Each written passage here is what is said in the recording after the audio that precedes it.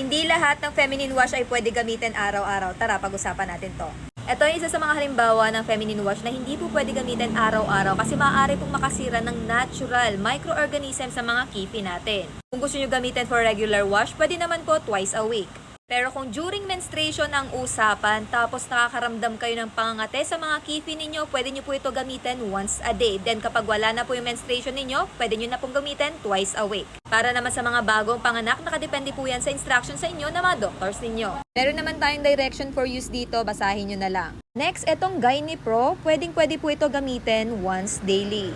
Clinically tested by OBGYN. Ang mura lang nito, 90 pesos plus lang siya, 60 ml na. And lastly, pH Care. Yes, ito lang yung mga merong feminine wash sa amin kasi ito lang yung mga fast moving sa amin. Meron kami ditong guava. Na-try ko na to at ang bango. Delicate White, Oral Clean, and Cooling Comfort. So itong apat na to, safe for everyday use. So yun lang naman, wala po yan sa dami ng paghuhugas ng mga kipi. Lagi nyo i-check yung label and instruction. Yun lang, bye!